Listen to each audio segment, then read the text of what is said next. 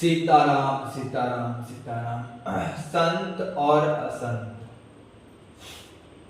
जिनकी वंदना बाबा तुलसीदास जी ही करते हैं। संतों का मिलना, देखो संत और असंत में अंतर थोड़ा है। बाबा तुलसीदास जी कहते हैं कि दोनों ही दुखदाई हैं, दुख देने वाले हैं। बस अंतर केवल इतना है कि संत जब मिल जाते हैं और मिलकर जब बिछुड़ते हैं तब प्राणों को भर लेते हैं, दुख देते हैं, दुख मिलता है। क्योंकि मन नहीं करता संत महात्माओं को त्यागने का, संत महात्माओं को छोड़ने का। जब संत हमारे पास हो और कुछ समय बाद हमसे दूर चले जाए तो हमें बहुत कष्ट होता है, बड़ी पीड़ा होती है। लेकिन असंत अगर हमारे पास आ जावे, हमसे मिल जाए तो हमें कष्ट होता है। तो बाबा तुलसीदास जी कहते हैं कि संतों का बिछुड़ना और असंतों का मिलना बड़ा दुखदाई होता है।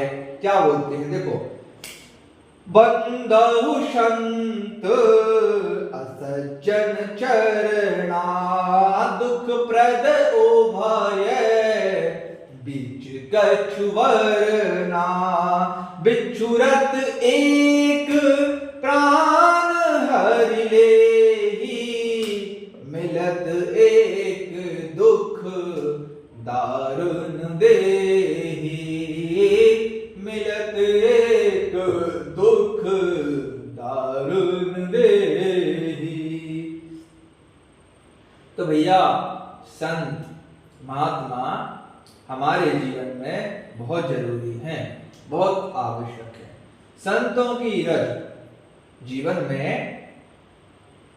बड़ी आवश्यकता का विषय है। संत महात्माओं के दर्शन करना दुर्लभ है और संत महात्मा चलकर के अगर आपके घर आ जाएं तो ये भगवान की बड़ी कृपा है कि संत महापुरुष आपके दरबार में आए हैं। तो भैया मेरे माता पिता तुल्य, मेरे प्रिय भाई जनों, प्रिय जनों, आप सभी के लिए मेरी बस एक प्रार्थना है कि हम सभी अपनी विभिन्न जातियों में बटे हुए हैं और जातिवाद फैला रहे हैं कि मैं इस जाति से हूं, मैं इस जाति से हूं। हम सभी को जातिवाद में ना बढ़ते हुए सिर्फ एक हो जाना चाहिए। और लौकिक दृष्टि से हमारे माता पिता कोई हैं जिन्होंने हमें जन्म दिया है, वो हमारे लिए बड़े पूजनीय हैं। लेकिन हम सभी को अपने माता पिता भगवान को ही मानना चाहिए। देखो सभी को, क्योंकि हम सब ईश्वर के अंश हैं। परमात्मा की दिव्य चेतना हमारे अंदर है, लेकिन हम इस माया के जाल में पूरी तरह फंस करके अपने स्वरूप को ही नहीं पहचान पाते कि हम वास्तविक रूप से कौन हैं।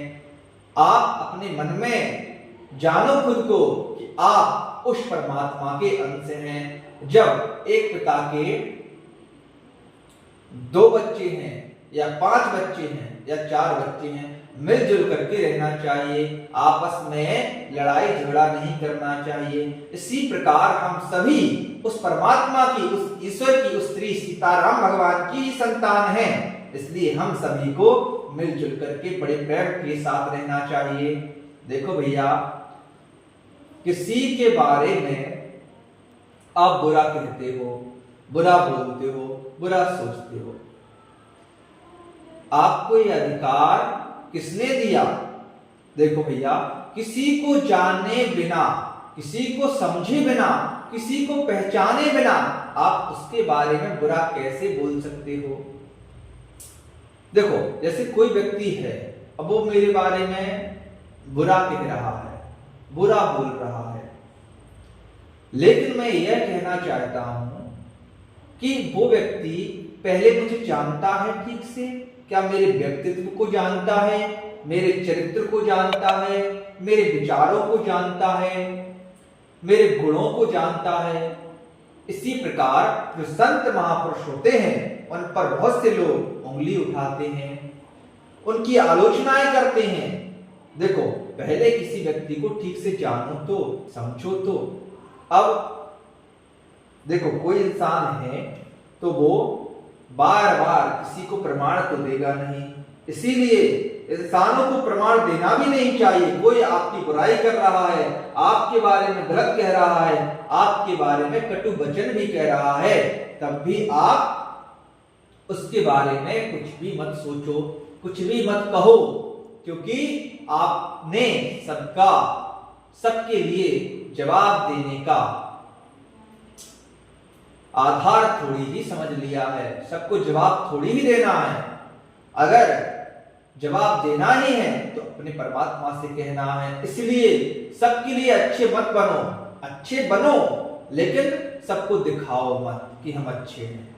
अगर कोई होगा जिसकी आंखों में वो चमक होगी, वो देखने की शक्ति होगी, तो वो आपको देखकर कह जाएगा, कहेगा ये बालक बड़ा सुंदर है, बड़ा अच्छा है, इसका चरित्र बढ़िया है। लेकिन किसी के आंखों में अगर पर्दा है अज्ञानता का, तो वो तो यही कहेगा ये बालक बड़ा मूर्ख है और जो भी कर रहा है बड़ा गलत काम कर रहा है, इससे कुछ नहीं होना है ना।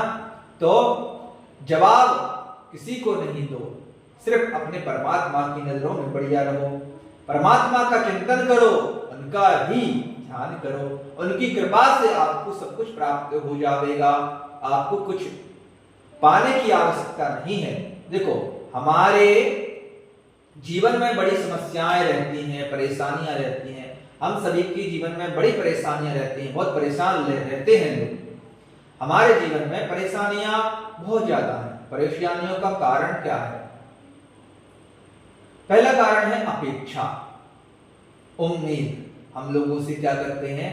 उम्मीद करते हैं। लेकिन उम्मीद करना चाहिए, लेकिन ज्यादा नहीं, क्योंकि उम्मीद पूरी नहीं होती है तो दुख होता है। इसलिए उम्मीद परमात्मा से ही करना चाहिए। लेकिन आजकल हम ये भी देख रहे हैं कि हमारे पारिवारिक संबंध जो हैं वो टूटते जा रहे हैं, बिखरते जा रहे हैं। क्यों? एक परिवार में रहने वाले 4 सदस्य, 5 सदस्य या 6 सदस्य जितने भी हैं, वो भी घर में ऐसे लगते हैं कि घर में जैसे वो है ही नहीं। आज जो मोबाइल चल रहा है या फिर आधुनिक जो भी सिस्टम है, उसके चलते देखो, पहले के समय में भैया ये जब इस चीजें नहीं चलती थी मोबाइल वगैरह, तब दादा दादी के पास बैठ करके पूरा परिवार देखो कहानियां सुनते थे, पौराणिक कथाएं सुनते थे, रामचंद्र भगवान की कथाओं को सुनते थे, श्री कृष्ण भगवान की कथाएं सुनते थे, हनुमान जी की कथाएं सुनते थे, माता भगवानी की कथाएं सुनते थे, और दादाजी खाना पीना खा करके रामचरितमानस का पाठ करते थे और पूरा परिवार बैठ करके उस रामचरितमानस की कथा को सुनता था। पहले ऐसा परिवार, इतना बढ़िया, इतना सुंदर परिवार रहता था। इसलिए लड़ाई झगड़े भी कम होते थे, क्योंकि लोग संतुष्ट थे। आज हमारे पारिवारिक जो स्थिति बिखर गई है, संस्कृति नष्ट होती जा रही है, इसका कारण क्या है? क्योंकि हमने अपने संस्कारों को छोड़ दिया, हमने अपने आदर्शों को छोड़ दिया।